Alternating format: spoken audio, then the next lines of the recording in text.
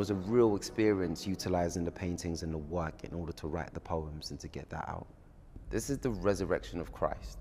We see Christ in the middle, see three gentlemen, two of them are almost in disbelief. And then you just see Christ chilled, looking calm. It's like, yo, folks, here I am. I'm a big fan of tension and how tension is used. And I think in just that one move of how we see this fruit basket that's about to fall off, you can tell the tension is happening.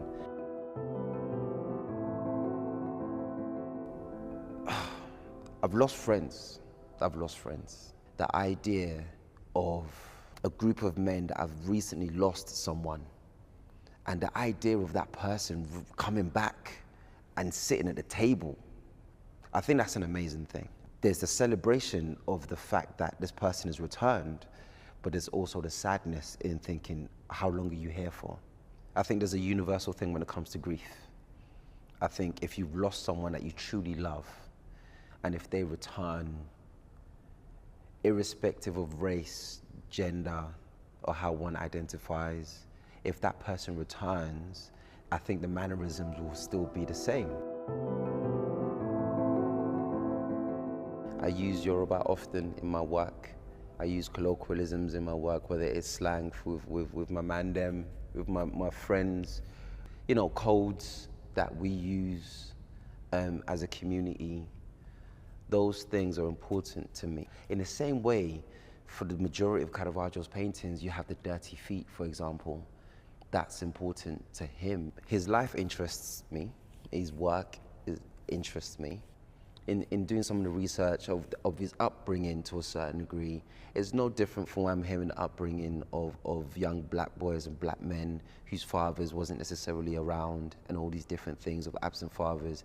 And I've read many articles, heard many theories of people that have not necessarily grown up within the black experience talk about, oh, of course they're gonna be in gangs because they grew up with no father and they had no father figures around. And when you kind of consider an artist like Caravaggio, who for the most part did not have as many male figures around him, even though he killed someone, he still lauded. Caravaggio is like a representation of any kind of glorified white person to a certain degree, in the creative field, that have basically been given grace. In an interview that I saw, the historian was like, we have to understand that back then, that's just what you done. You killed people. Like, what?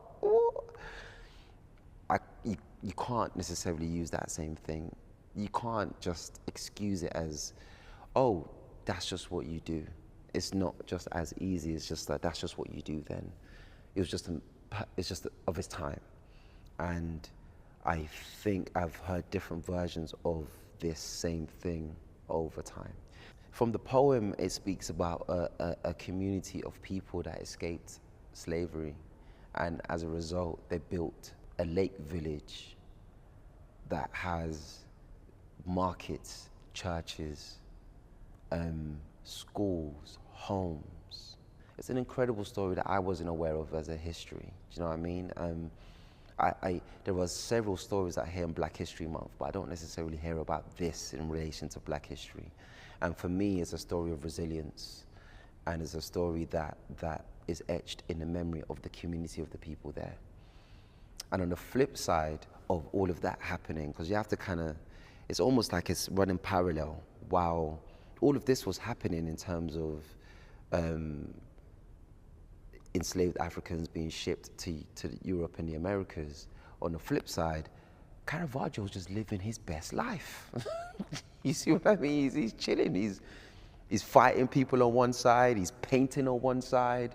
He's in a bar flipping a plate of artichokes in the face of a waiter on one side. He is, for the most part, being. He's just living. So for me, it's just those two things that I just really wanted to pull out of the poem to a certain degree. Again, I have no answers, but I will write poems should it create discussions. Hey, I guess I've done a good job.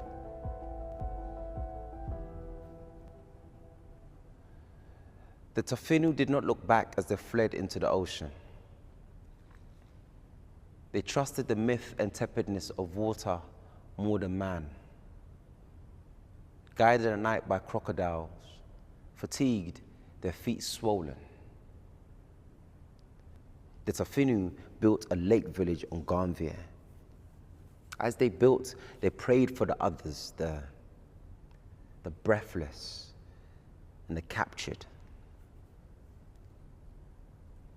I'm watching an art historian being interviewed. The news anchor asks the expert about Caravaggio, the painter and the murderer, his chapters of violence and troubled upbringing. The historian, like witchcraft, mouths an enchanting response. He was a man of his time. A denial of Caravaggio's foul behavior.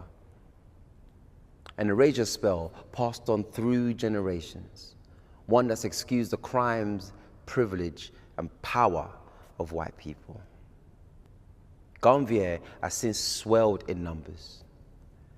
The Venice of Africa now holds 20,000 people on stilts. Here, there is no forgetting. Its memory is inbuilt.